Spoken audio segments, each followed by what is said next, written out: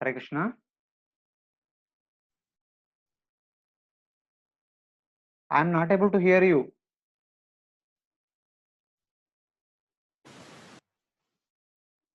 Hare Krishna. Your audio is not audible.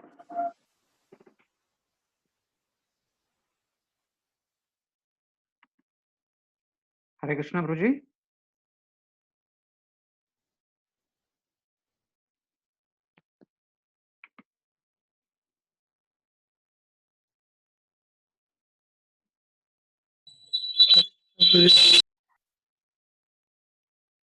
Hare Krishna.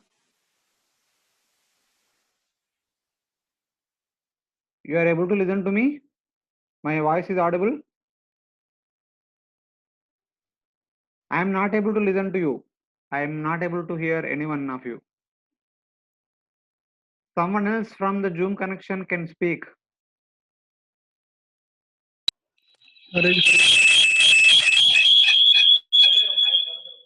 Think two devotees are using in the same place Zoom connection, the same room.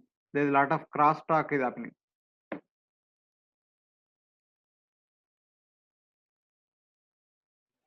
Hare Krishna, Prabhuji. Hare Krishna. Hare Krishna. Yeah. Okay. Fine. We'll start.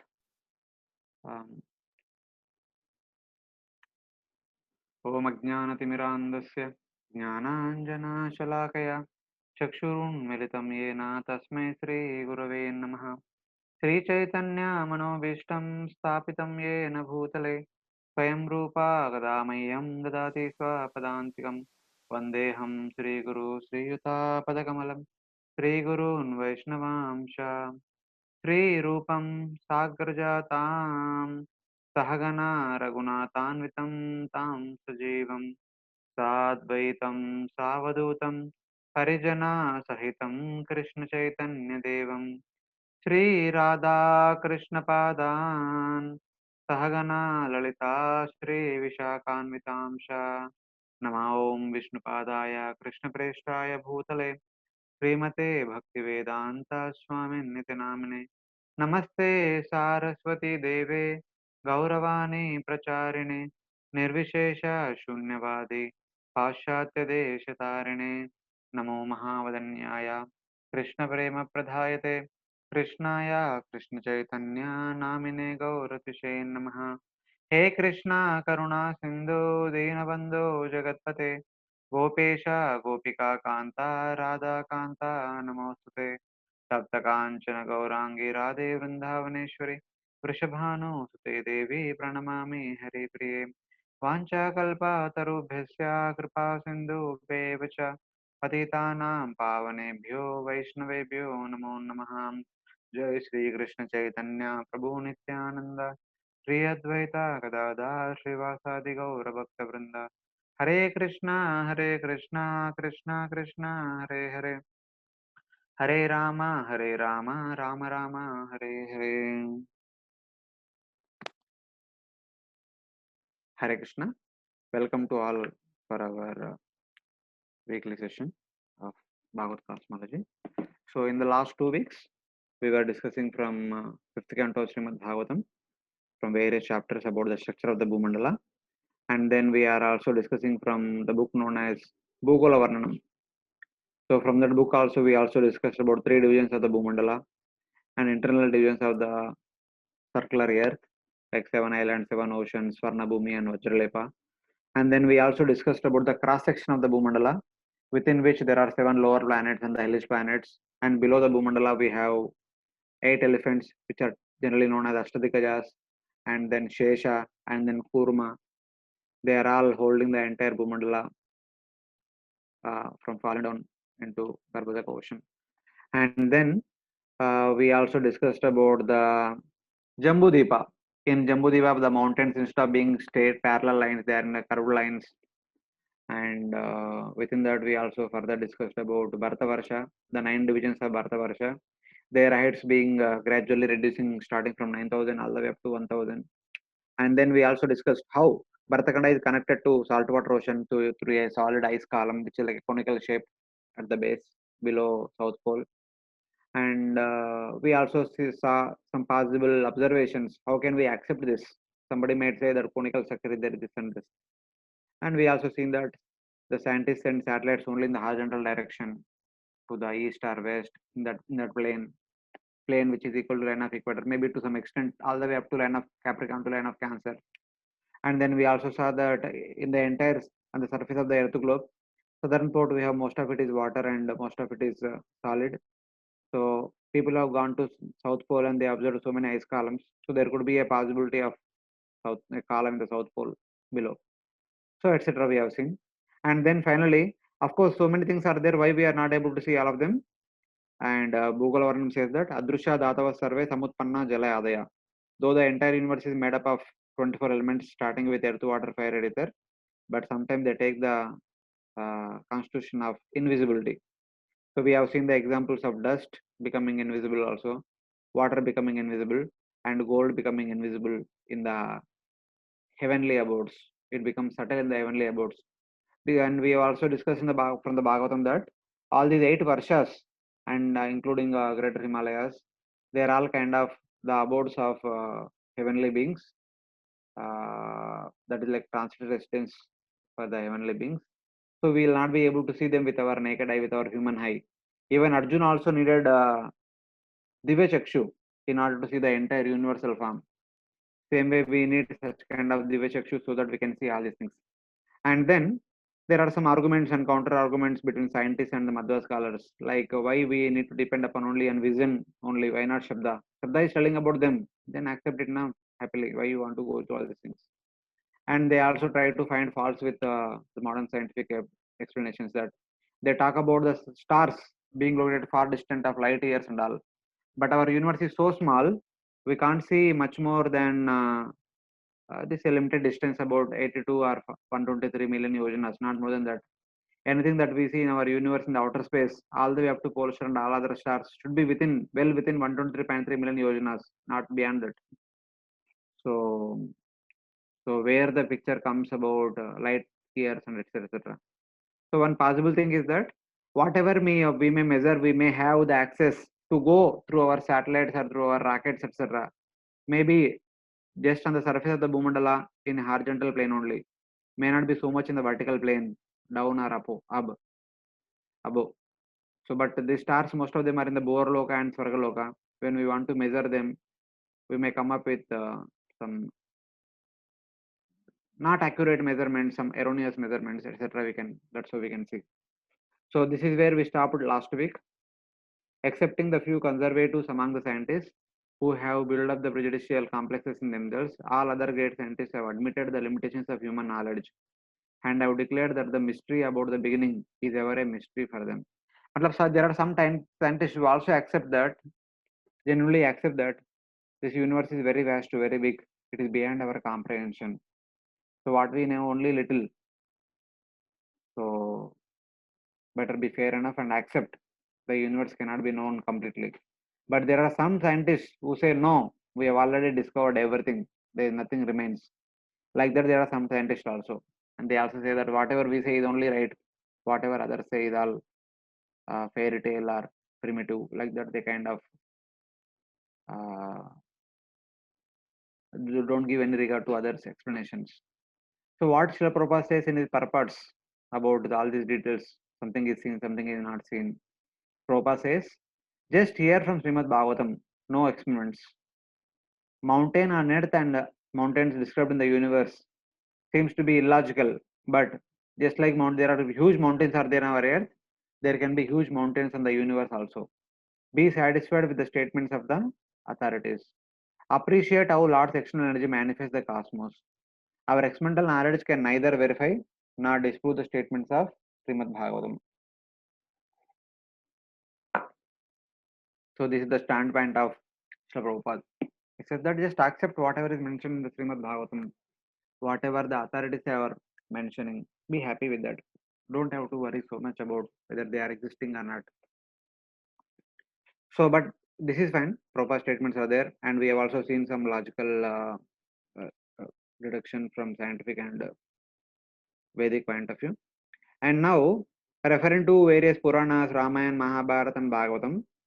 So how can we accept that whether they really existed or not? All these places which we discussed in the Bhumandala, in the Jambudvipa and all.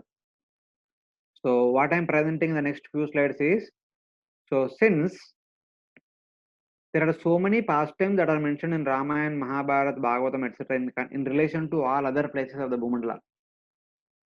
So if we just the way we accept all the pastimes that have occurred sometime in the past in some frame of time, so we can also accept similarly the places connected to all those pastimes, most of those pastimes. Though we may not be able to see them, though we may not be able to go there, but the Vedic literatures mentioning so many pastimes that have taken place in all those places. So from that point of view, we can accept them.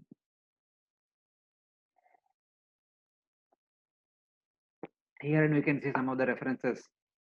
Parikshit Maharaj could travel to Bhadrasha Varsha, Ketumala Varsha, Bharata Varsha, Uttarakuru Varsha, Kimpurushadin Varsha, and Vijit Jagrihe Balim. When Parikshit Maharaj became the king after the return of Pandavas, he traveled to all the places in order to um, indicate to everyone that now he is the new monarch after Yudhishthira Maharaj. So he traveled to all the way up to Uttarakuru Varsha. That means he ruled over the entire Jambudvipa. Till the time Parikshit Maharaj was ruling, he ruled over the entire Jambudvipa. And then what about Yudhishthira Maharaj? Yudhishthira Maharaj and Pandavas they were also ruling over the entire Jambudvipa. Jambudvipadipathyam cha. Yashastri Divangatam. So these words indicate that Yudhishthira Maharaj is also ruling the entire Jambudvipa. And Mahabharata talks about various pastimes in relation to Pandavas. The birth of Pandavas, which actually took place in the greater Himalayas, wherein Kunti, with the mantra received from Durvas Muni, she prayed to various devatas, and they were all born in the upper Himalayas only. All the way up to 14 years of Arjuna, they were all staying in the upper Himalayas, learning from various rishis and various sages. But on the 14th appearance day of Arjuna, the 14th birthday of Arjuna, Pandu died, for he was trying to unite with Madri. And then Madri entered Sati, and Kunti gave along with all the other Pandavas to Hastinapur. Hare Krishna. Eventually, after their education, they were given Kanda Prastha. So they developed it into Rajapasta, Indrapastha. Then they wanted to perform Rajasuya sacrifice. So for which the four Pandavas were sent into four directions. So it is said that Bhima went in the east, Nakula went into west, Sahadeva went into south, and Arjuna went into north. So in the north direction, as he was going, he went all the way up to Greater Himalaya, then Kimpurusha Varsha, then Hari Varsha. When you went to Hari Varsha, all the people of other places, they came to Arjuna, they asked, "My dear Arjuna, why are you coming here?" Then Arjuna told that my elder brother want to perform Raju sacrifice. May all of you give your gifts for him. They said that we are all happy to be under the rule of Yudhishthir. So please take these gifts. So Arjuna collected so much wealth, so much wealth. From then on, he became known as Dhananjaya. So in that way, so Arjuna could travel to all the other places of Jambudvipa. And Pandava spent so much Vanavas in various places, Kim, Kamevan, etc. here and there. But Arjuna, with a desire to gain Pashupatasra, he went to greater Himalayas. There he performed severe austerities to please Lord Shiva. He had fight with Lord Shiva, who came in the disguise of a hunter. And then eventually from the greater Himalayas, he went to heaven. In heaven, he stayed for 5 years. But unable to tolerate separation from Arjuna, the remaining Pandavas also, in order to meet Arjuna, they also came to greater Himalayas. They spent a lot of time in greater Himalayas during their Vanavas. Even during Sargarohana Parva, after making Parikshit Maharaj the next king, Pandavas went to greater Himalayas. While climbing the greater Himalayas, one after the other, they fell down. Draupadi, Nakula, Sahadev, Arjuna, Bhima. Only Yudhishthir directly ascended to Swarga in the self-same body. So like that, all these pastimes, entire Mahabharata, most of the pastimes of Mahabharata are directly happened in the greater Himalayas. So here you can see Arjuna went all the way up to Harivarsha. Parikshit Maharaj went all the way up to Uttarakuru Varsha. That means the Pandavas had rulership over the entire Jambudvipa. They were ruling the entire Jambudvipa.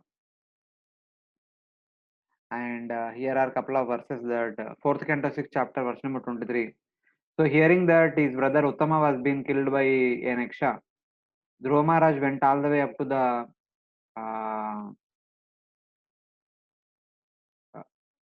sorry, this is not about, yeah, this is not about Dhruva Maharaj. This is fourth canto, sixth chapter.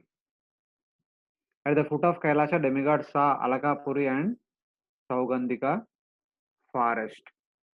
Dadrishis Tatrare Ramyam Alakam Nama Vaipurim. So this is from Daksha pastime. So when all the devatas were mutilated by Veerabhadra and his followers, Bhutapreta Pishachas, so they went to Brahma. Brahma took all the devatas and the Brahmanas to Kailash, Kailash to meet Lord Shiva, to pacify Lord Shiva, so that the entire things can be uh, uh, completed. Instead of stopping them in the middle, the Dakshayajna could be completed peacefully.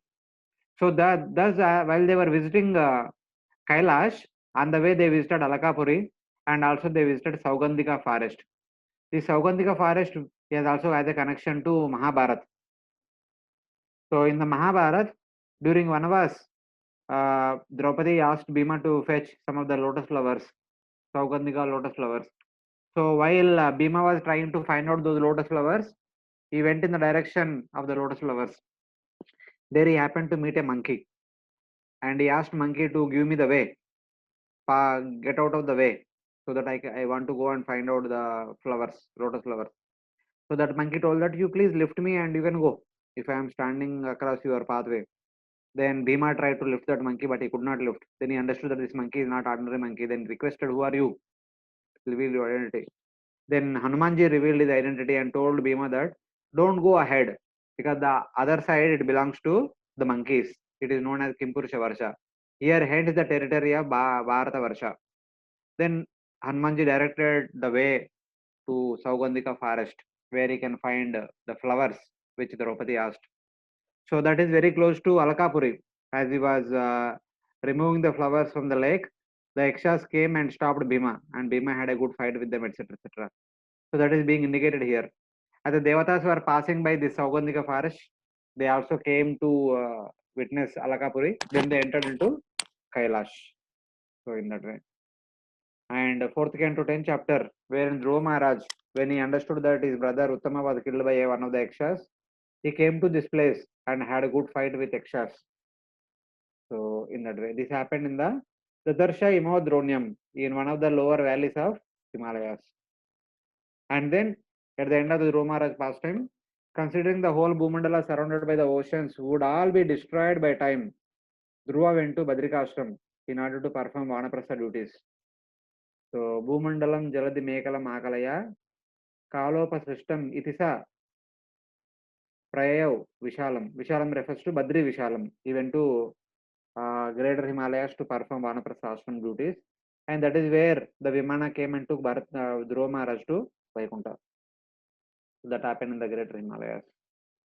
So that all these pastimes are actually happening in the greater Himalayas. The Mahabharata pastimes and these pastimes of Dhruva Maharaj and Devatas, they were all happening here, not in our Himalayas. So then further in the third canto 20th chapter, Kardama along with his wife traveled in the valleys of Mount Meru in his aerial mansion.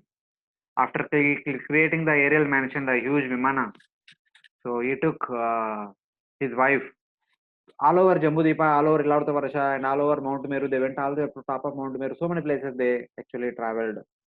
So he could travel all these places. At Meru's foot in Sukumara forest, Sudumna became a woman. So we also discussed previously that so in Ilavatavarsha, at the base of Mount Meru, there are two mountains, Kailash and Karavira.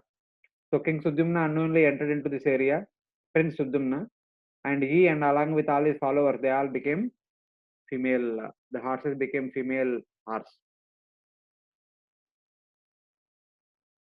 So that past name connected to Ilavatavarsha. So he could go to Ilavatavarsha really without any problem. And in the upper Himalayas, there are many pastimes that are mentioned in the Ramayana and other Purana. They are happened.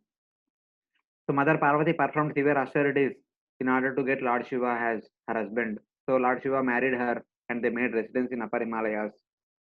So that is where that is where the birth of Skanda and Ganesh, and that is where Ravana got humiliated. Ravana came there and looking at the beauty of Kailash, he wanted to topple it down. He was trying to lift it, but Lord Shiva, by pressing his thumb, toenail, he actually caused so much pain to Ravana. Previously, he was actually known as Dashagriva.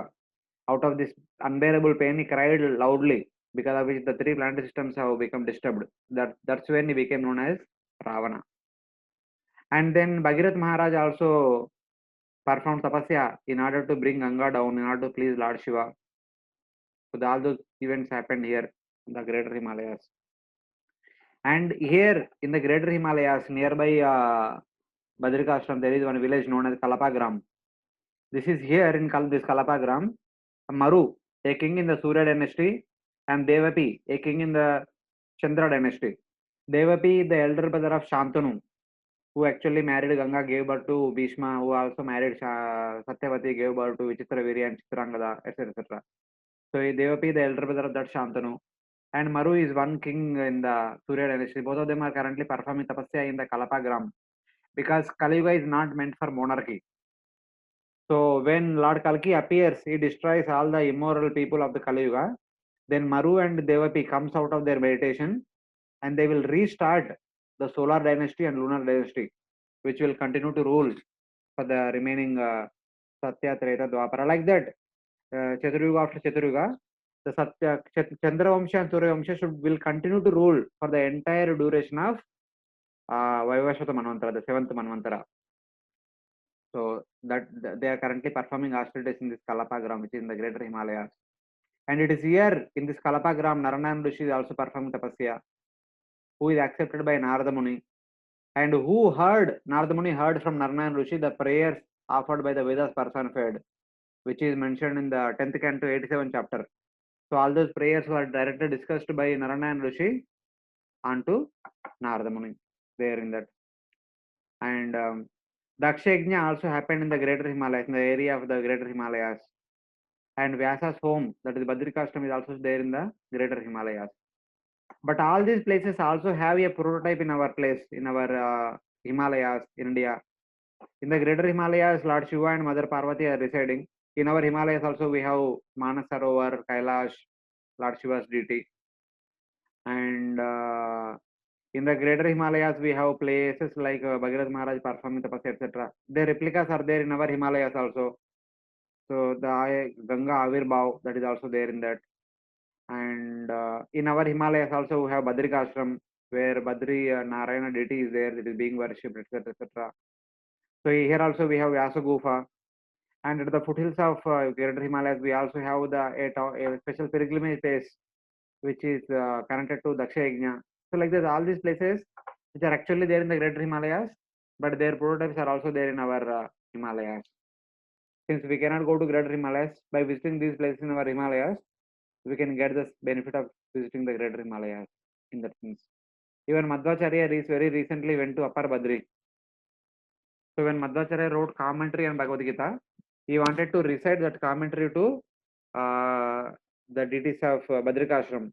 He came there, he recited his commentary to Badrinath, but in the night when he was sleeping, he heard a voice saying that, please come up, I want to talk to you. So Madhvacharya went from our Himalayas to greater Himalayas. That is where he met his guru, Vyasadev. And Vyasadev instructed him, no, please go back and make a commentary on Vedanta Sutra. So he came down and wrote a commentary on Vedanta Sutra, which is also known as Vyasa Sutras, etc. And Brahma Sutras or Vash Sutras. Then it preached all over India. In order to report back, he again went to greater Himalayas, met Vyasadev, informed him that as you instructed me, I wrote commentary on Vedanta Sutra and preached all over.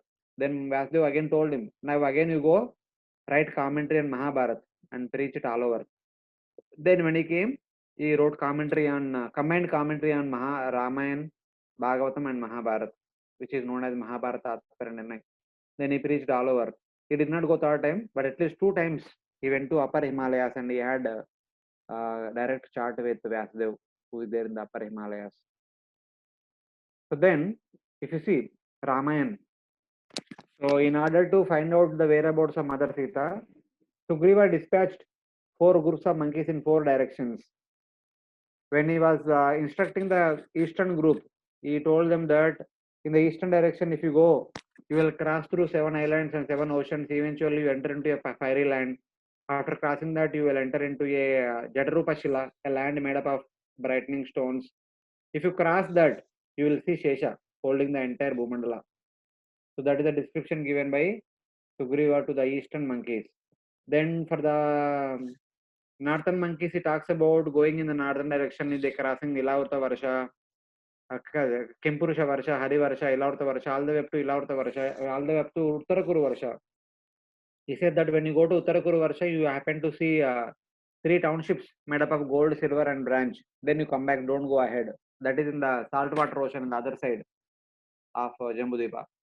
Then for the western monkeys, he talks about various things.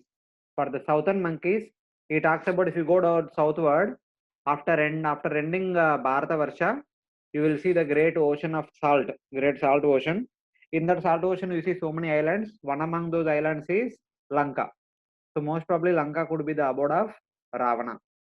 And if you still further go downward, you happen to see Atala, Vitala, Sutala, Talatala, Mahatala, Rasatala, Patala. After that, you happen to see Narakalok. But don't go there. Naraka is not meant for us. Naraka is only meant for the residents of Bharata Varsha. So in that sense, he indicates there. So after death, only the residents of Bharata Varsha will go to Naraka. So that way we can understand. So then that like that, he gives indications what is where to all the different people. For the eastern monkeys, he talks about 7 islands, 7 oceans, and Swarnabhumi also. They went there and came back. For the northern monkeys, he talks about all the Varshas of Jambudvipa. They went all the way up to Uttarakuru Varsha, they came back.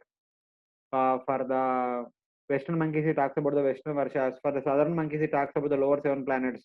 They went to Lanka. Hanumanji went to Lanka and came back.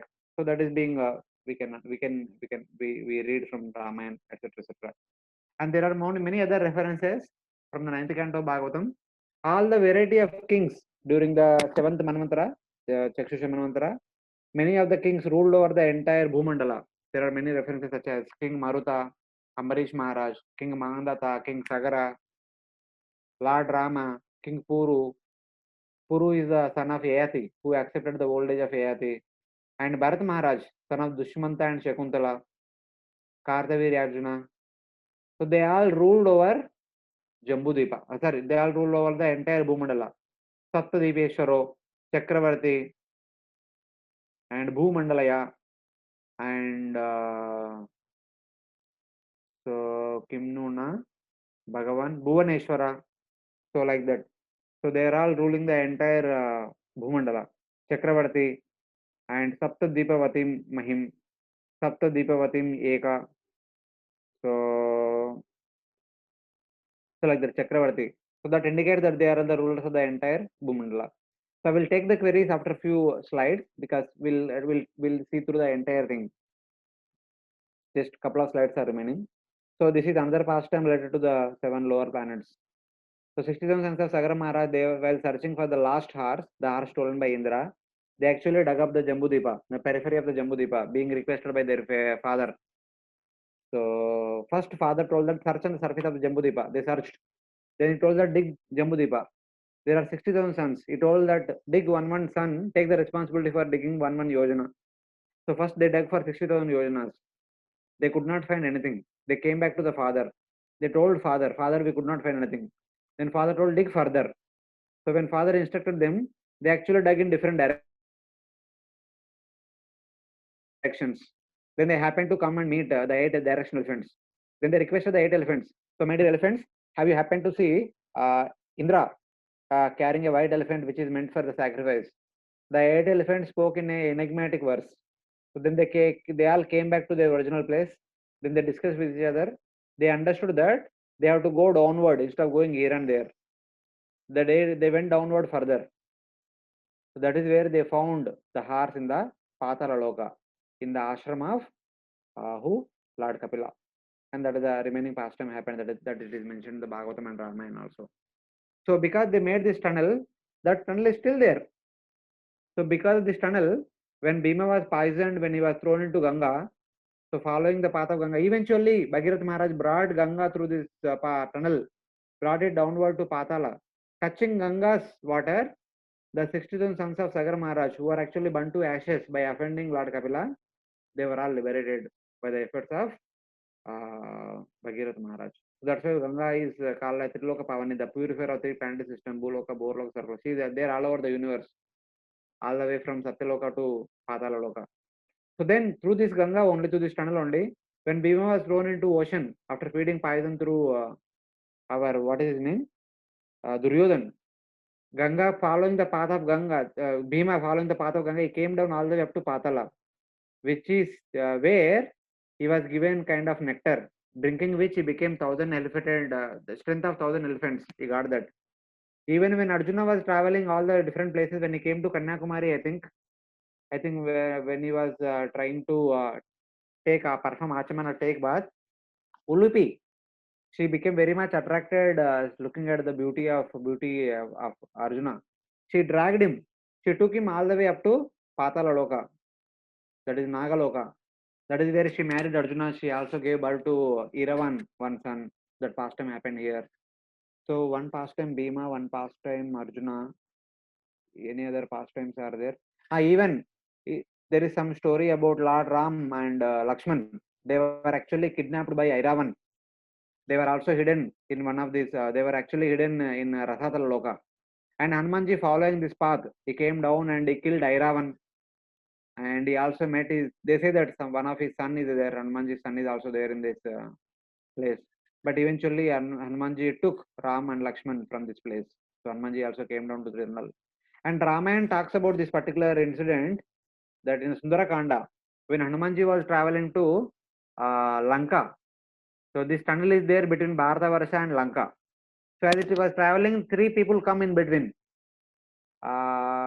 One Rakshasi, one mountain, Surasa, Mainaka, and one more. They actually try to disturb Hanumanji in between. But being requested by Indra, one mountain actually tries to help Hanumanji so that he can take some rest on the pathway. So that mountain was actually kept by Indra in order to guard this tunnel. So the mountain is kept here so that the tunnel is blocked. So that the people of the lower planet, the Asuras, does not come up and continuously cause difficulties to the Devatas uh, who are in the Sargaloka, and difficulties to the kings and the Bhumandala. So they will not cause problem. So Indra himself put this Mainaka mountain blocking the pathway of this tunnel. So that is indicated in the Ramayana. It says that the ocean god was speaking to ocean god was speaking to our this mountain, Mainaka mountain. Oh Mainaka, best among the mountains, you have been positioned here by Indra as an obstacle to the demons living in Patala. The demons who are living in the lower planets, to stop them from entering into upper planets following through this tunnel, Indra kept this mountain above this tunnel. Then he said that standing at the entrance of Patala, which is difficult to measure, the tunnel is very huge. By covering it completely, you are stopping them from rising up. So Ocean God only telling about all these things to Mainaka, and then the Ocean God further says that in order to assist the mission of Lord Ram, may you help Hanumanji so that he can take some rest on your mountain and then eventually can go ahead further. So that was the discussion in Sundarakanda about this mountain being situated just above this tunnel. Even now also this mountain is there above this tunnel. So like this, there are various references about Jambudipa and Greater Himalayas, and also the entire Bhumandala being ruled by many people and monkeys searched all over, and also about lower planetary systems visited by sons of Sagar Maharaj and also Bhagirath Maharaj, and also the Arjuna, Bhima, and all these things. So, matlab, at some point of time, people had access to all these places. So, if we accept all these pastimes, we should also accept all these places connected to all these pastimes. So, then what do we understand finally with all this description? There is limited access from Satyayuga to Kali Yuga. Starting from Satyayuga, as time progresses, our access is gradually reduced, as it is mentioned in the 12th canto of Srimad Bhagavatam. Tataschano dinam dharma satyam saucham kshamadaya kalena balana rajan nanshati ayur balam smriti. That indicates that during Satyayuga and during Treta Yuga, all the kings were ruling the entire Bhumandala. But in Dwapara Yuga, their rulership is restricted to Jambudipa alone. They could not rule all over Bhumandala. But in Kali Yuga, after Parikshit Maharaj onwards, the rulership is further restricted to Bharata Varsha alone, then eventually Bharatakanda alone, and eventually now what we see is within Bharatakanda, the rulership is very much restricted. We have central government, state government, and district level, taluka level, mandal level, village level. Like there are so many small restrictions, small restrictions. So since people are not so qualified enough to look after the entire Bhumandala, so according to their capacity, they were given rulership over small area in that sense. But why we are able to see planets, stars, and etc.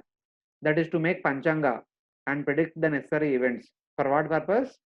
To guide our life events in proper manner. For what purpose? For the purification of our existence. The only purpose we come to this material world is to fulfill our so-called material desires and to purify our existence and come back to Godhead. So for that purpose, whatever is required, that access is given. Because our consciousness is low, for the Kaliyuga people, our access is very limited within Bharata Varsha, Bharatakanda alone. We can go to different places of Bharatakanda. But people in Dwapara a little matured, they were given access all over Bharata Varsha and then all over. They could travel all over Bharata Varsha very freely, and with some difficulty, they could travel all over Jambudipa also. Maybe a few people, not everyone. But during Treta Yuga and Satya Yuga, the Kshatriyas, the rulers and the Brahmanas, the qualified Brahmanas, they could rule, they could travel all over Bhumandala and many other places. So this is like a final slide of this discussion from Bhugala Varanam. So now we'll take queries. Any queries?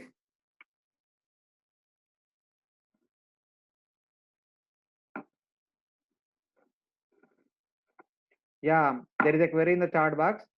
As there are replica of many places in Bharat, as currently Himalaya is a replica of Greater Himalaya, so there is a replica of Kurukshetra also. No, Kurukshetra is here only, but the replica of Lanka you can see. Originally, the Lanka is a island in saltwater ocean surrounding Jambudipa, but we have a replica of that Lanka as Sri Lanka here, something like that. We have a replica of Pushkar Deepa here in Pushkar, where Brahma is being worshipped. So we have a replica of the Kailash here in our Greater Himalayas, like that. So some of the pastime places we have replicas.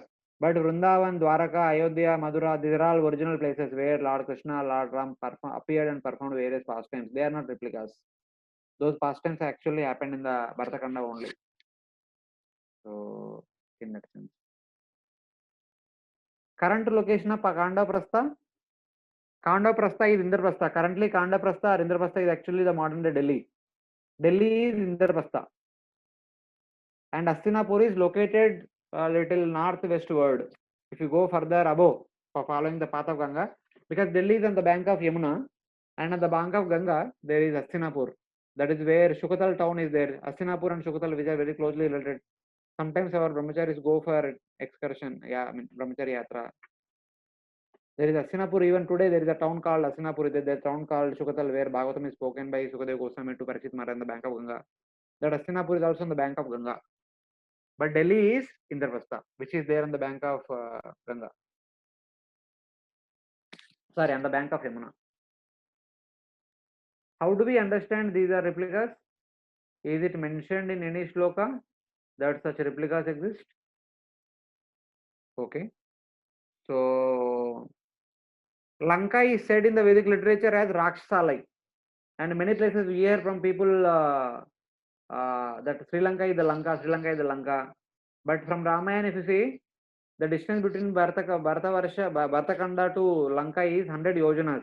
That is 1300 kilometers. But Lanka to Rameshwaram is only hardly 15 kilometers. So how can you correlate those things? And it is said that even Vibhishan is currently staying in Lanka, ruling over all the Rakshasas. Then is anybody gone to Lanka and saw Vibhishan, saw any Rakshasas? So like that we can actually see. Even if you happen to visit Haridwar, Prayag, Haridwar and Rishikesh, there once we went for Brahmachari Yatra, there we also happened to see one town where it is said that it is a pastime place of Daksha Yajna. But Daksha did not perform Yajna there. Daksha actually performed Yajna in the Greater Himalayas. So in order to attend that Yajna, the very person, many devatas were attending, coming to that Yajna. That is where Mother Parvati saw all the Vimanas, all the devatas, Gandharvas coming to see that Yajna. Because Mother Parvati stays in the Greater Himalayas along with Lord Shiva, not in our Himalayas. So like that we can actually, they're not directly mentioned, but we can reduce. And Bhagavatam we read that Pushkar Deepa, Lord Brahma is worshipped, but in Pushkar Lord Brahma's deity is worshipped. So why same name it should have? Why not other name? Like that we can understand.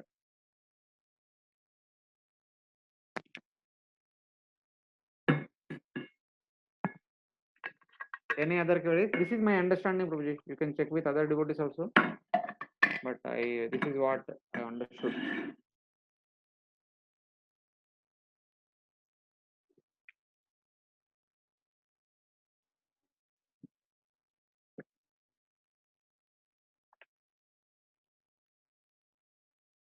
No more queries. So Lord Kalki will destroy evil population of Bharatakanda or whole Bharatavarsha. Yeah, whole Bharatavarsha. Because we are aware of Bharatakanda, we are taking in terms of Bharatakanda, but Lord Kapila will destroy the impious rulers of the entire Bharatavarsha.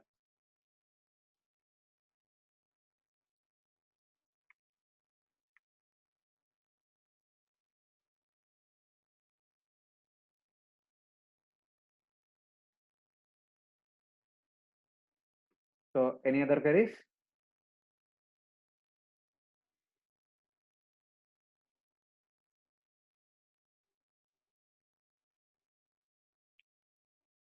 Everything clear? So I mean, we there by this we are done with the description of Bhumandala. So there is one more query in chat box. Second question is a bit unrelated to this, but I have learnt in science that Earth is inclined at 23.4 degrees angle. How do we understand this? Oh, this is not the time to discuss about it. Earth is not inclined, it is properly situated, it is very straight. It is inclined by half degree. The inclination is only some 0.5 degrees or much less than that, not 23.5.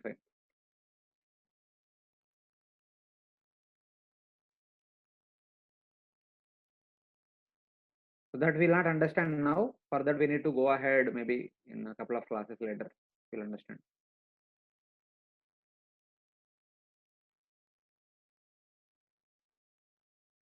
Okay. If there are no more queries, we'll go ahead. So we have discussed about Bhumandala. Now we are going to discuss about the remaining 13 planetary systems. So out of 14 planetary systems of the entire universe, we have discussed only one till now, Bhumandala alone, in 2.5 weeks. So remaining we'll see now. So Bhumandala has been discussed. In summary, so we have Aloka Varsha, Lokaloka Mountain, and Loka Varsha within Swarnabhumi is there. It's in that 7 islands and 7 oceans. Second ocean, second island, first ocean. First island is the Jambudipa. So then we also have all these different divisions. So here are the Lokaloka Mountain, the 4 elephants, and here we have this everything. And Jambudipa, different divisions, nine Varshas, Bharata Varsha, 9 islands, Bharatakanda. So all these things we have discussed. So same thing in asymmetric projection.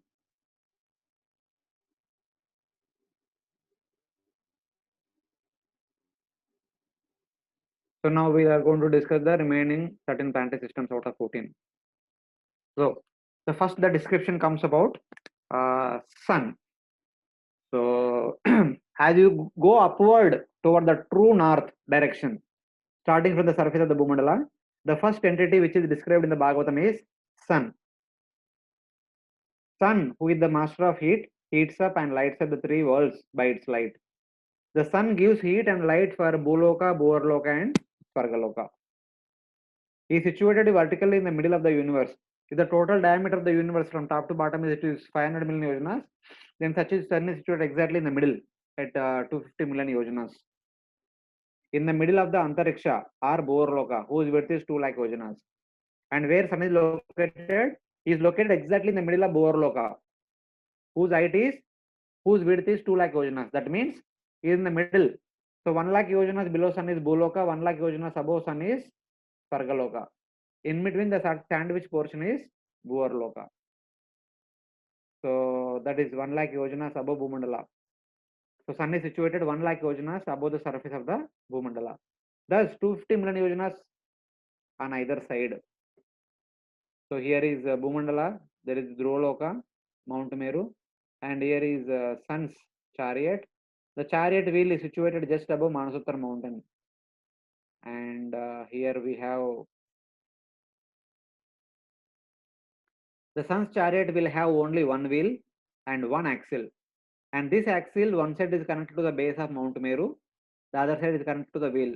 And this wheel is continuously revolving in clockwise direction day in, day out. Every day it makes one round. It starts here and comes back to this position, as we have seen in the beginning classes. The sun chariot is driven by 7 horses. The chariot driver is Aruna. And Surya Narayana, who is an Amshavatar of the Lord Vishnu, is situated in, or Shakti Avesh Avatar of Lord Vishnu is situated in his chariot and giving light to Bhuloka, Bhuvarloka, and Swargaloka. And sun's chariot also had a second axle. One side is connected to Dhruvaloka, and other side is connected to the first axle, just above the location of saltwater ocean. Where the saltwater ocean is there, that is where it is connected. That is how it is described. The length of the first axle is 15.75 million. That is the radius of Manasuttar mountain. From here to here, it is 15.75 million. The length of the second axle is 1/4 of this, about 3.9 million. So these are the details of sun god's chariot. So this kind of arrangement we can see in our traditional oil pressing machine. So this is our motorized oil pressing machine, but this is traditional bull driven oil pressing machine. So in which you can see, this is like Mount Meru kind of thing, and this is the first axle connected to the base of Mount Meru, and here the chariot driver and sun god is situated, and this is the second axle. This is the pole star. The second axle connected to the first axle here. So that is how this is being explained.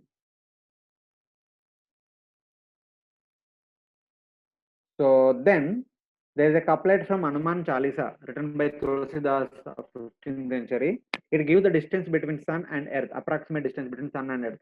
Though the chariot wheel is located here, whose distance is 15.75 million yojanas, but sun in his own cart is situated a little bit inside. So that is being indicated by this phrase.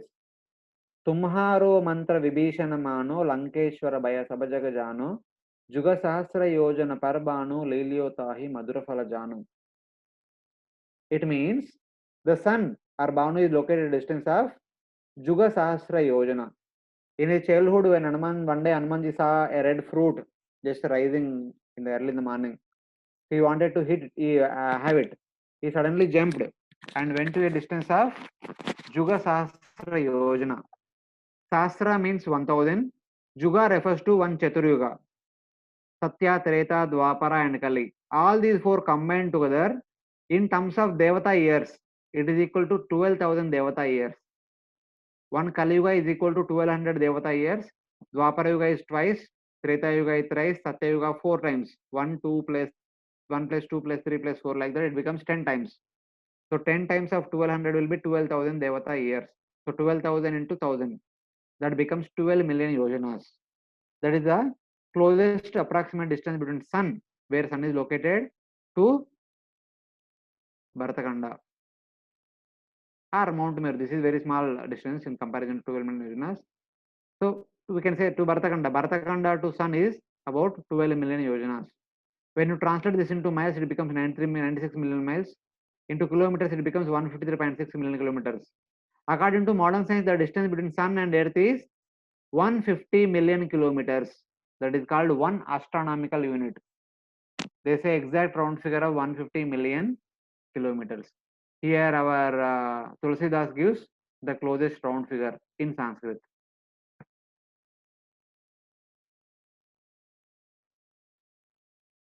So there are some queries in the chat box. Here Jayaprakash Prabhu is asking that Kirata, Huna, Pulinda, all these areas in Bhartakanda. Yeah, some of them are in Bhartakanda, some of them are in Bhartavarsha also. They can be in Bhartakanda also, in other places also, Bhartavarsha also, no problem. Sun globe, what we see is chariot's effulgence. Yes. Though the sun is actually traveling in a chariot, but what we see, the light appears to be like a globe. The effulgence emitting from sun is like a globe, because we cannot see sun directly, because sun is devata and we are human beings. We ourselves cannot see. We should also develop a eye like that of Arjuna, which Lord Krishna gives him in Bhagavad Gita. Then we can see sun god who is situated, and we can see the chariot, we can see the Aruna, the seven arches, everything we can see. If we have that Divya Chakshu, with our human Chakshu, we cannot see. So in that way, we have to understand.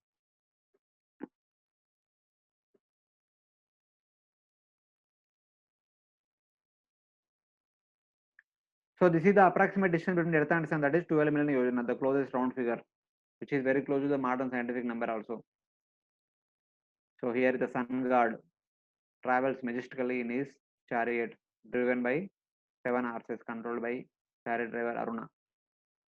Aruna is the elder brother of Garuda, for your information. And then, as you go upward, after the sun, there comes the moon. So this is what we discussed about sun. The moon is situated 1 lakh yojanas above the rays of the sun, that rays which are coming to Bhartakanda. Arka Gabas Tibya Uparistal Laksha Yojanata Upalabhyamano. Though moon's orbit is located very close to Earth, but height wise, as you go vertically upward, the moon is located at a height of 1 lakh yojanas from the rays of sun.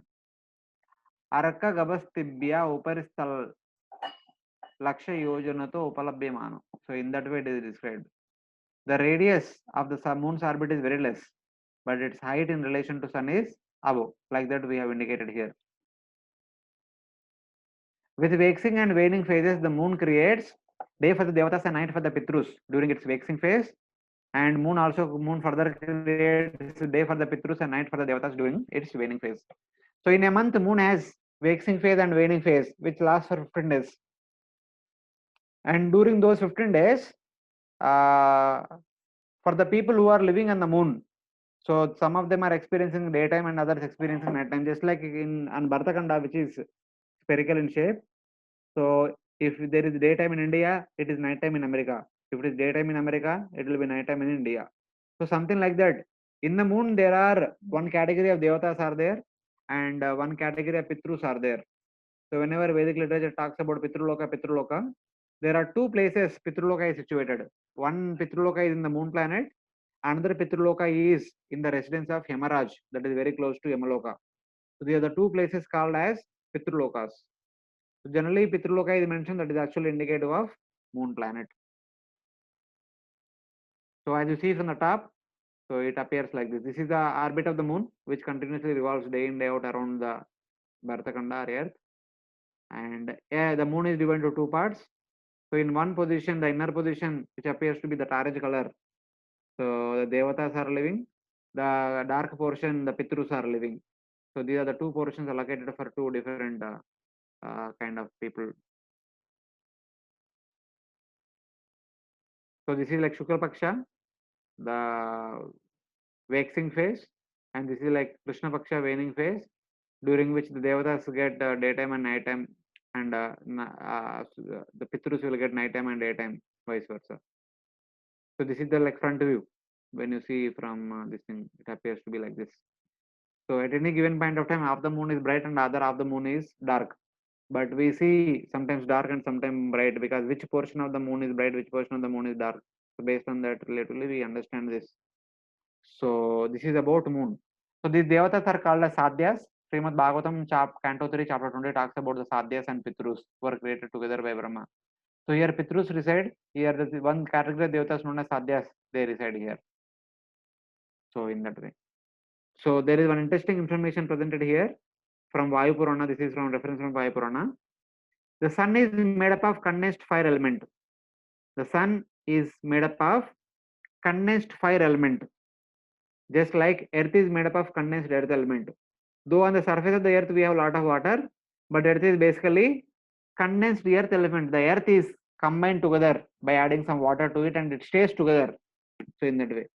Just like earth is made up of condensed earth element, fire is made up of sun is made up of condensed fire element, the moon is made up of condensed water element. The moon is a watery planet. Sun is a fiery planet. Earth is a earthly planet.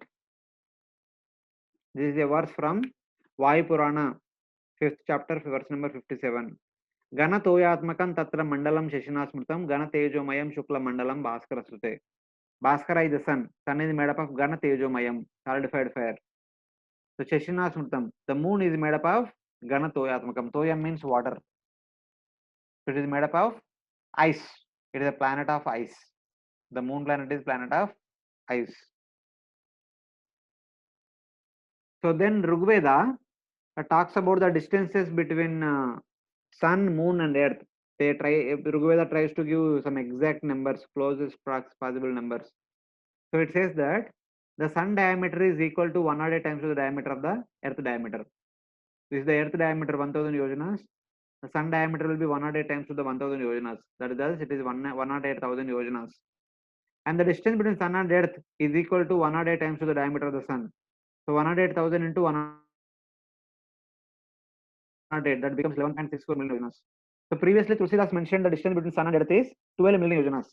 That comes around 153 million kilometers. But here Rigveda says that the exact distance is 11.664. If you multiply this with 13 or 12.86 or something, you exactly get 150 million kilometers, which is equal to 1 astronomical unit. That is the exact distance between sun and earth. So thus Rigveda gives exact number. And then early in the morning, when you see sun in the morning, you see a red ball in the sky. So when you draw two lines from the upper portion to the lower portion, from the lower portion, the angle in which is between these two lines, that is 1 by 108 radians, which is equal to 0.5305 degrees. So this is the angle of the sun disk every day that we see, especially in the morning and evening during sunrise and moonrise and sunset. And similarly, another shloka talks about the moon. The moon diameter is equal to uh, one fourth of the diameter of the earth, very close to one fourth, but in relation to 108, it comes around 108 by 400, that is almost one fourth, that is 270 yojanas. And the distance between moon and earth is equal to 108 times to the diameter of the moon, that is 29,160 yojanas. And the same moon disk also makes an angle of 1 by 108 radians or 0.5305 degrees, same amount. That's why we see the sun and moon are of same size, though one is closer and the other one is very far. So when you see the same details from the Vedic observations, so here you see, this is the diameter of the earth, this is the diameter of the sun. The ratio between these two is 109. And this is the distance between earth and sun. The ratio between these two is 108. And the angle observed made by sun disk, it varies from 0.52 to 0.54. The mean is 0.53. And the ratio between moon diameter and the earth diameter, it comes around 109 by 400. And the distance between moon and earth, the ratio between this and this is 110 times. Little bit small correction there, but still okay, no problem. thoda sa idhar udhar chalega.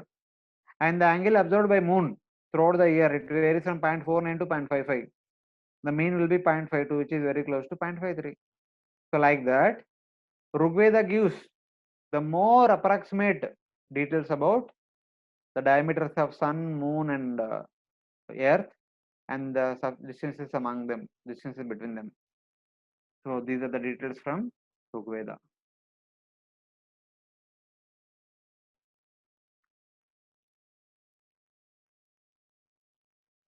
There is a question about, can you explain about Pitrulaka?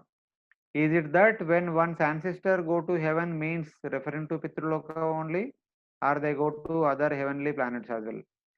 So ancestor going to Pitraloka, heavenly planets, depends upon their karma, depends upon their level of piety, depends upon their desire. So with a desire to go to Pitraloka, if they perform corresponding rituals, they'll go to Pitraloka. If they desire to go to heavenly planets, they perform rituals accordingly, they'll go to heavenly planets. Yanti Deva, Varta Deva, Pitrun Yanti, Pitrun Vaja. By worshipping Pitrus, one will go to Pitraloka, by worshipping Devatas, one will go to Devaloka. And by worshipping Vishnu, one will go to Vishnu Loka, by worshipping Krishna, one will go to Krishna Loka. That is simple. Ye etamam prapadyante tam saiva bhajamyam. So in that way. So why we are doing Shraddha, meaning giving food to ancestors? in Pitraloka only? No, we don't know where are our ancestors. Wherever they may be, we have to perform Shraddha. Shraddha is an obligation for all of us. Devarshi Bhutata Ranam Cha Pitrunam Nak. So these are the 6 obligations that we possess. We have obligation toward the great sages and rishis because they are giving us Vedic literature, Vedic culture. We have obligation to devatas because they are providing all the natural resources. We have obligation for our society and our family members and friends and relatives. And we have obligations for our previous generations, Pitrus, and we also have obligation for all other living entities, Bhuta. So like that. So we have obligation to everyone in this world because our sustenance depends on all of these people. So we need to pay back our debts. So whether our ancestors are in Pitruloka or in Yamaloka or in lower species or in human species, no problem. It doesn't matter. We need to offer Shraddha. So we need to offer wherever they may be.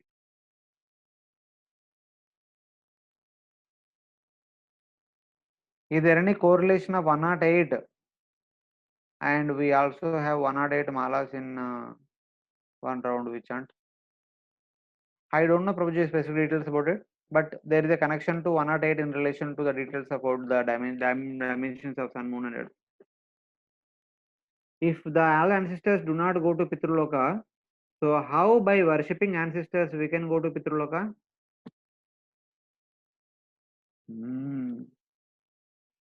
So by worshipping the residents of Pitruloka, there are some devatas who are connected to Pitruloka, like here moon god who is there. By worshipping moon god, we can go to Pitruloka. It's like that. But generally, the lineage after the dynasty after dynasty, generation after generation, they actually talk about Pitruloka, they worship Pitruloka. If you happen to see any old movies in a king's palace, there will be so many photos. The king, whenever some guest comes to their kingdom, they will introduce. He is my father, he is my grandfather, he is my great grandfather, he is my great grandfather. They all performed very religious duties. Following in their footsteps, I will also perform. I will go to the place where they have gone, whether it's Varga or Pitruloka. Like that, we can understand. So the scriptures all talk about whether our ancestors are there or not, but in Pitruloka, the Pitru Devatas are there. So by worshipping them, we will go to Pitruloka. Even by worshipping our ancestors, we cannot go to heavenly planets, even if our ancestors are there in heaven. Only by worshipping the heavenly Devatas, Indra and other Devatas, only we can go to heavenly planets. So we have to see like that. Because we have attachment towards our ancestors who are in Pitruloka, the people who want to go to Pitruloka, not just by worshipping them, but following in their footsteps, doing the same rituals, what they have done, one can go to Pitruloka, wherever they went, in that way.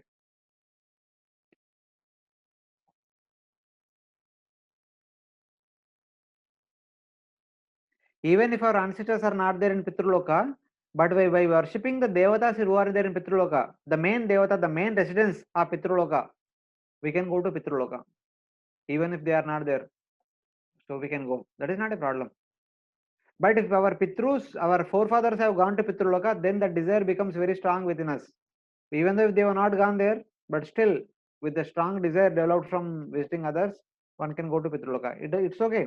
Who goes to Pitruloka, it doesn't matter. We are discussing about the location of Pitruloka. So how do seasons change in the Bharatakanda, especially Bharatabhumi? Hare Krishna, this is, we cannot discuss now. This is out of question. This is a question from out of syllabus.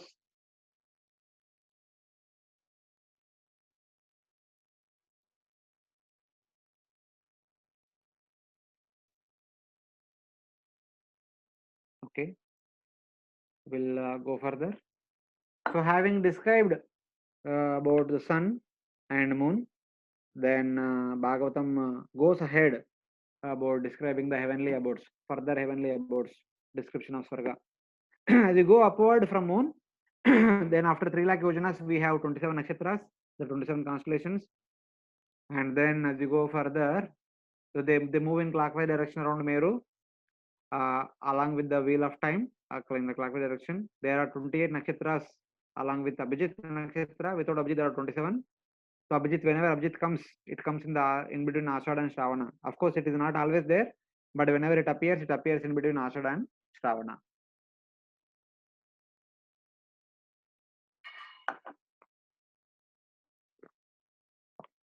But basically, they are the 27 nakshatras. The 27 daughters of Daksha were given in marriage to Moon, and those 27 daughters are staying in these 27 nakshatras. They are the leaders or owners of these 27 nakshatras, the 27 daughters. The 27 nakshatras are like the 27 palaces of the 27 daughters of Daksha. So in that sense, we have to take.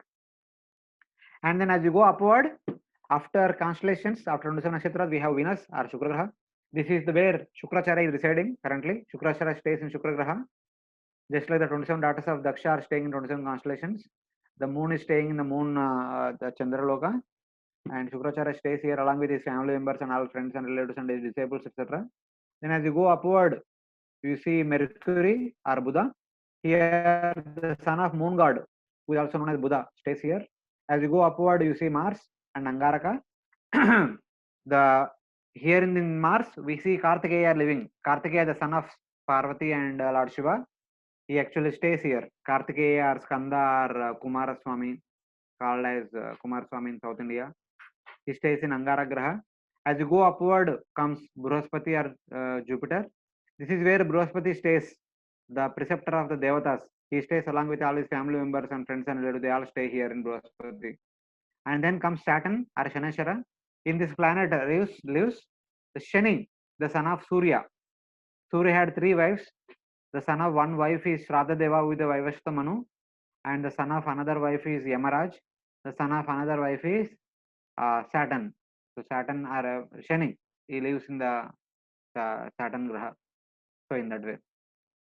And then comes Saptarushi Mandal.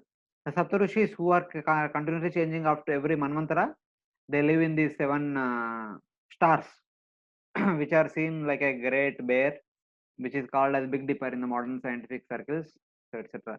As you go upward, you come to Briholoka, which is actually the abode of Kshodaksha Vishnu, but being pleased by the austerities and devotional service of Dhruva Maharaj, so Lord Vishnu gave it to Dhruva Maharaj.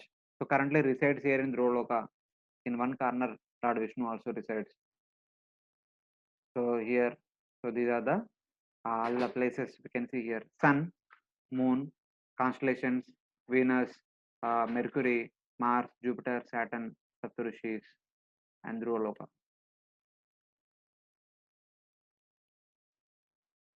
So what is the difference between the two heights? Okay, we go to the previous. So this is the point to point distance. From Sun to Moon is 1 lakh, and Moon to constellations is 3 lakhs. Constellation to Shukra Graha is 2 lakhs. Shukra Graha to Buddha Graha is about 2 lakhs. But the cumulative distance over with respect to Sun is here. Height with respect to Sun. So the height at which constellations are located is 4 lakhs. Venus 6 lakhs, Mercury is 8 lakhs, Angarak Mars 1 million, and Jupiter 1.2 million, Saturn 1.4, Saptarushi is 2.5, and the height of Polestar is 3.8 million yojanas from Sun. So in that way, this is cumulative distance, this is in between distance. So here you see, and here to here it is 3 lakhs, and here to here is 2 lakhs, and here to here is another 2 lakh, 2 lakh, 2 lakh, and here to here 2 lakh, and here to here is 1.1 million. So like that. Are there only these number of planets? Yes. There are total 9 planets, out of which 7 we discussed here. 7 planets corresponding to 7 days of a week: Sun, Moon, Venus, Mercury, Mars, Jupiter, Saturn. Sunday, Monday, Friday, Wednesday, Tuesday, Thursday, Saturday. And there are 2 more planets which are known as Rahu and Ketu, whose description comes in the Bhuvarloka section. Currently, we are discussing Sargaloka. All the way starting from Moon up to Dhruvaloka, this entire region is called Sargaloka. All these other planets are actually situated in Sargaloka. Only Sun and also Rahu Ketu are situated in Bhuvarloka. So in that way, you have to understand there are only 9 grahas. There are not 10, 11. There are Pluto, Neptune, they are not part of grahas. Graha means that which is big, that which reflects, that which continually rotates, that which reflects sunlight. They are called graha. Graha means gammate iti graha. They are continuously revolving. If you visit any traditional temple, a temple of Lord Shiva, you see these Navagrahas. There is no earth in that among the grahas. Earth is not a graha. We should not call earth to be graha, etc., etc. So Uranus and Neptune are not part of this grahas. They could be some stars. The scientists are seeing some star. They are naming them as Uranus and Neptune. So like that we can understand. So any significance of Shukra? So there are many other things are there. They are mentioned in the Bhagavatam. That their influences are there in the Bhagavatam. You can read through afterwards. But we are just focused about which is located where and at what height and who is living there, etc. etc. Other influence of Saturn and Shukra and etc. All of you might know. Mangalik dosh, like that they are there. So many things are there. So you know the doshas, you know the remedies also, etc. etc. All the things you must have heard from astrologers, etc. There is a small video about all these places. Vedic cosmology explains that the universe is made up of 14 vertically arranged planetary systems, or lokas. Each system resembles a galaxy and comprises stars, planets, and other celestial bodies. The topmost planetary system is Satyaloka, the abode of Brahma, which is at a height of 1.87 billion miles above Earth. Below this Satyaloka planetary system is the Tapaloka planetary system, the abode of the ascetics, which is at a height of nearly 1 billion miles above the Earth. Here the ascetics live in a solitary, serene environment conducive for yoga and meditation on transcendence. Their disciplined life of joyous austerity prepares them for returning back to the non-material world.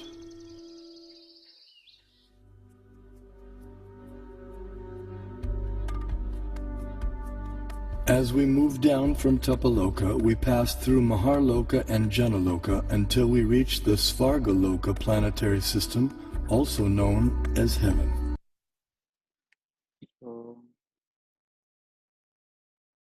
So many things that are being mentioned till now.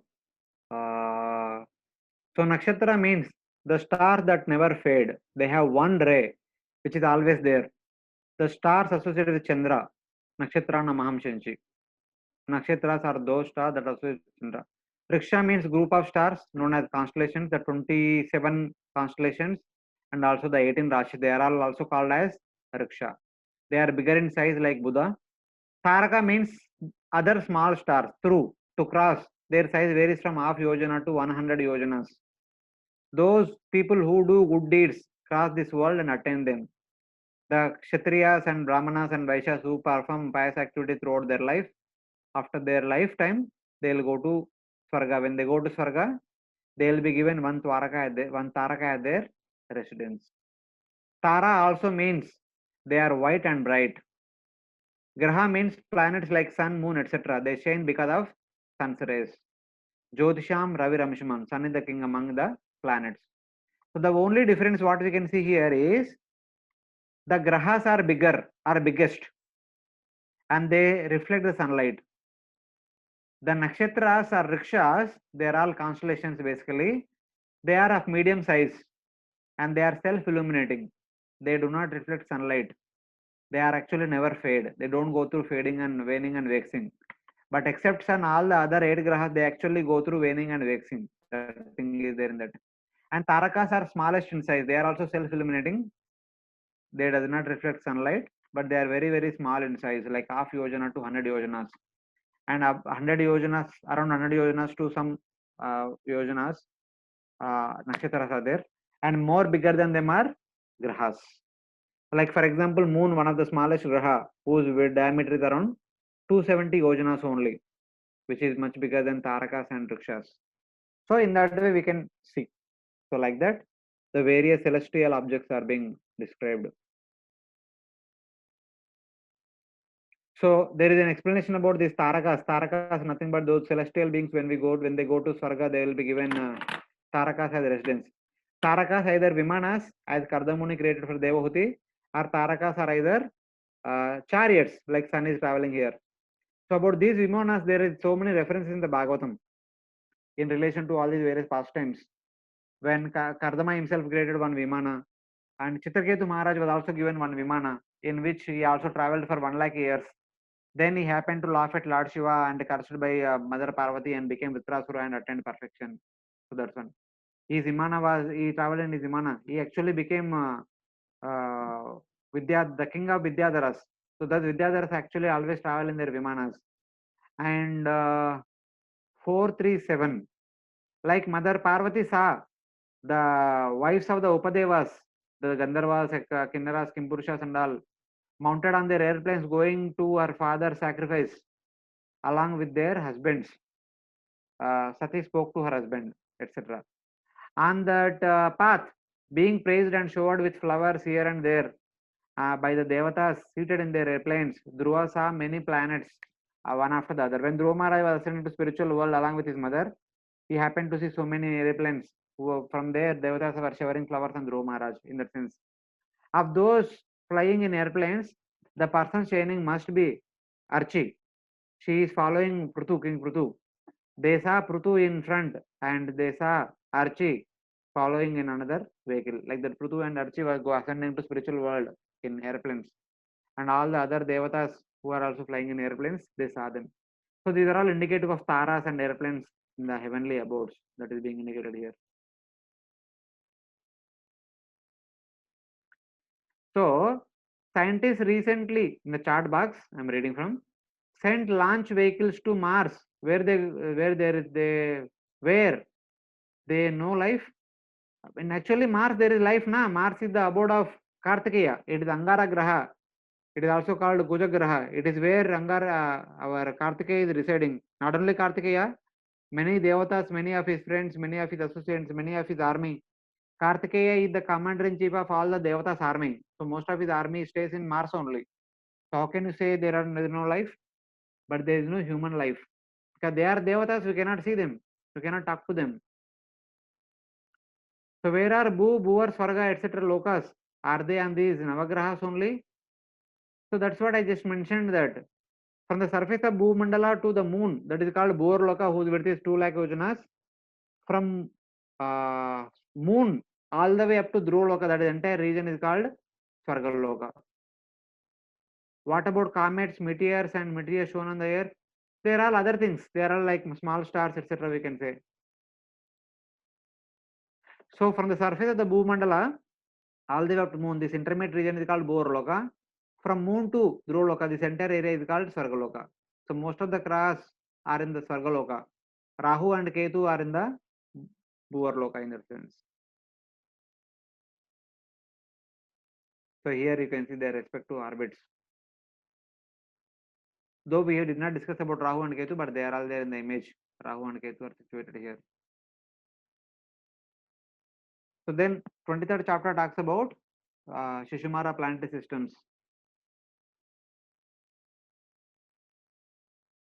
So what about, okay, humans cannot go to moon, but can matter like spacecrafts go there? So whether it is spacecraft or human being, we can go very close to moon, but we cannot step on the moon, we cannot enter the moon because that belongs to somebody else's area. Even in our towns, we say that prosecutors are, what is this? Trespassers are persecuted. We don't allow somebody to enter into our home. Then how can we enter into somebody else's loka, the moon planet, which belongs to the devatas and pitrus? It is too much that we desiring to go to moon and all. It belongs to somebody else. We don't allow anybody to enter into our company, anybody to enter into our home without permission and all, but we want to enter into somebody else's home. So one can go to moon by becoming a pitru or by becoming a devata, but not as a human being. Unless until one who has the qualification like that of Madhvacharya or Arjuna, etc., one cannot go to moon just like that in the self same body. So one needs proper qualification. The sun comes in Borloka. Yeah, yes. So then we briefly discuss about the Shishumara planetary system, then we'll close for today. So Shishumara planetary systems is considered to be a great mission consisting of stars and planets. It resembles like that of a Shishumara or dolphin, which is called in Bhagavatam as Kuldani Bhuta Dehasya. It is an incarnation of Lord Krishna or Vasudeva. Yogis contemplate this imaginary Shishumara and meditate upon it as Virat Rupa because it is actually visible. So where they describe this as a zodiac. So the yogis in India, they actually made it up on the Shishumara, which appears to be like a dolphin jumping across a ocean,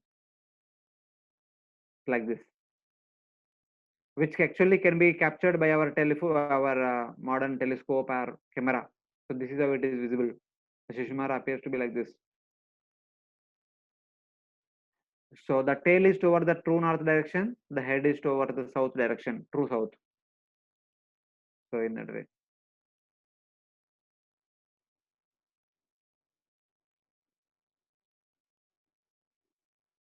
So this is mentioned.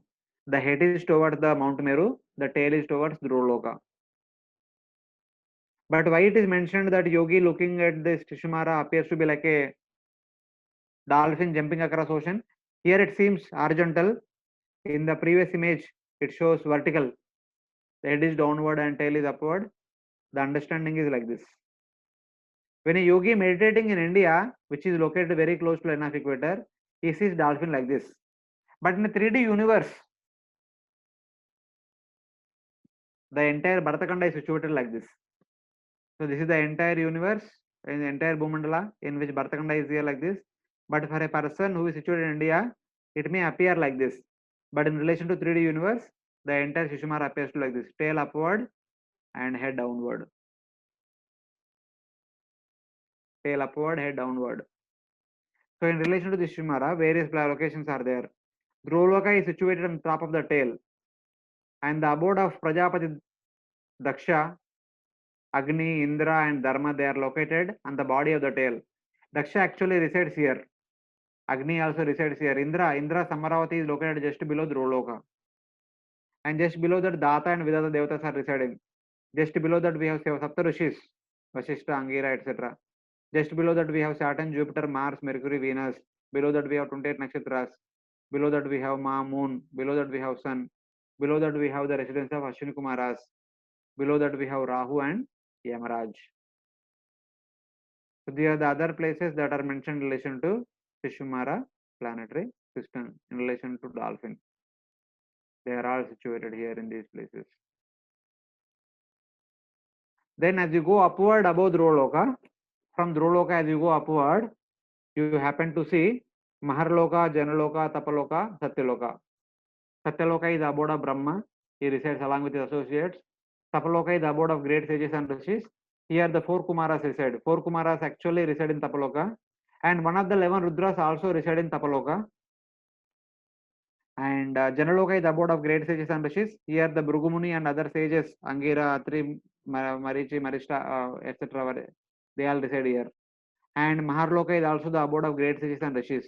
Siddhas and great rishis in large number, they reside here in Maharloka. There are no many details about these 4 lokas in Bhagavatam, but they are all meant for the great sages, the great rishis. So here in Satyaloka, Lord Brahma resides.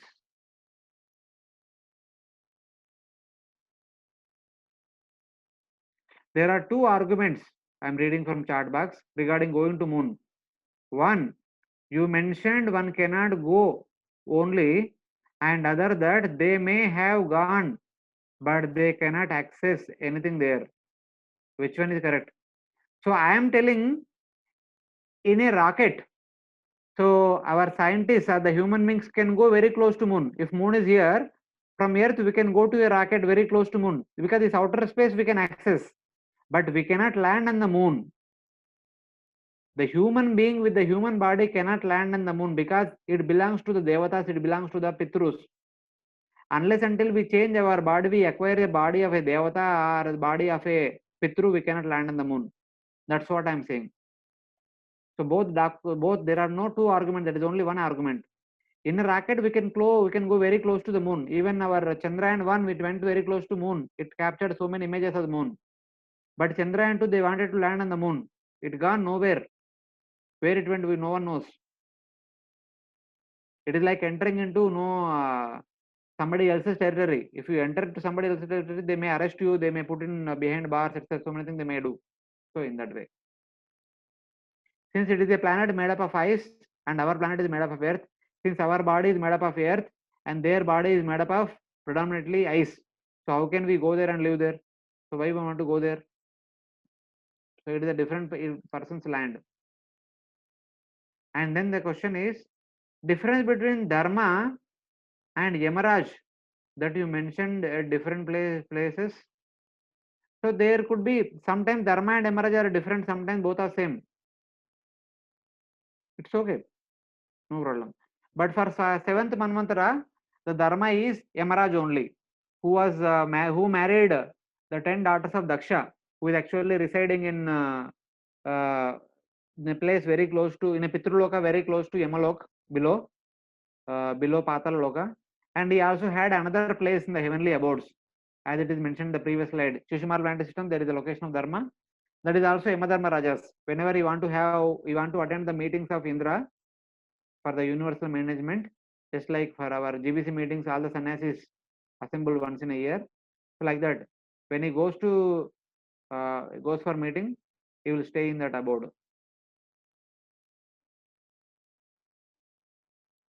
There is a question that whether the pictures of Chandrayaan did show ice, that you people make out. I did not show any interest in understanding all those things. Did they were hovering over some other planet? Not necessarily. They can make plans to go to moon only. They can go close to moon, but they cannot enter the moon. That is my understanding. Just like you can go to Red Fort, you can go to President's building. You cannot enter into President's building unless until you have appointment, you have permission, something like that. Though it is in Delhi, we can very well go to Delhi and we can very well close to go to Raj Bhavan, etc. But we will not be able to enter into that without the permission from the people who are living inside. So in that way, we have to see.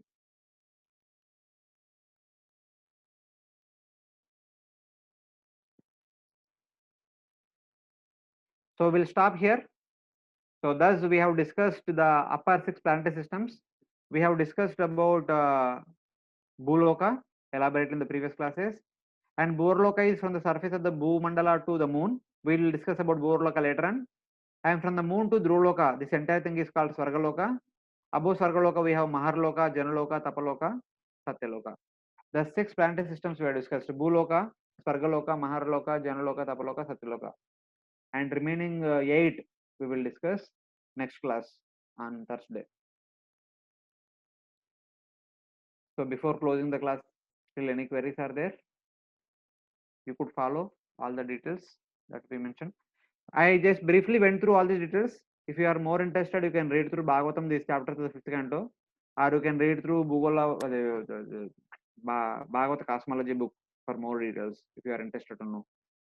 At least we are touching upon which is where and who are living in that area and what is what. That kind of idea I am trying to present here.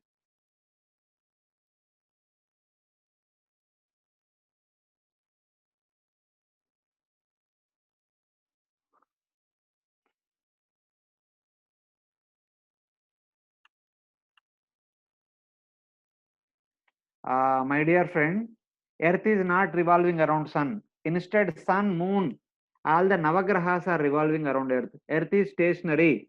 It was stationary. It is stationary. It will remain stationary.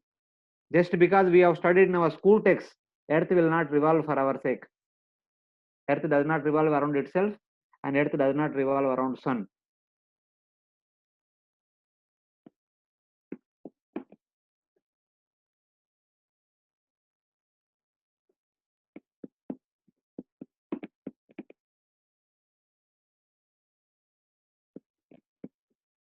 It is only all those things that are there in the Bhurloka and Sargaloka, all the way up to Polestar.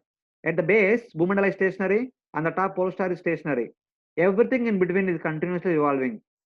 Saptarishis revolve, even Sargaloka also revolves, but Earth globe remains stationary. Maharloka, Janaloka, Tapaloka, these are also remain stationary. They don't revolve.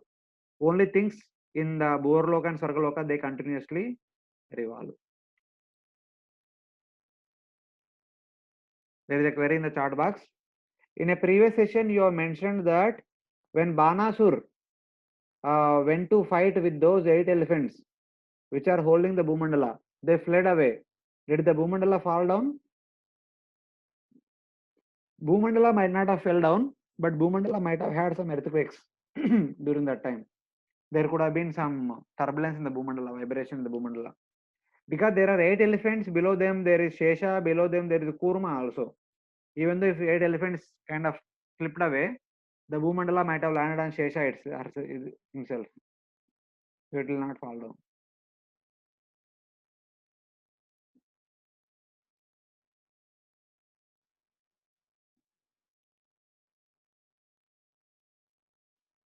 Abhi, how earthquakes comes? I mean, this is all scientific phenomena. You please read through. You have already read. You all know. I don't have anything to explain from Vedic understanding.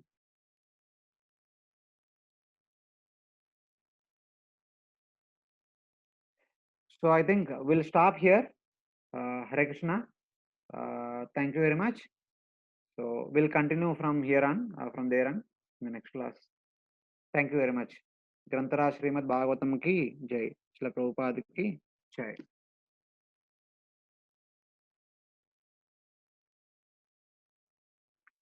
Hope I did not confuse all of you. So maybe some things you might be confused about, which is moving, which is stationary, and moon. What is happening with moon? People are going, are there or not? So it's okay. Whether they are going or not going, it does not make a difference. If at all you want to go, you can also go by becoming a Pitru or Devata, but not with human body. If one wants to go with the self-same human body, one should become as powerful as Arjuna, as powerful as Madhvacharya. Then one can go there, not the way we are now. Thank you.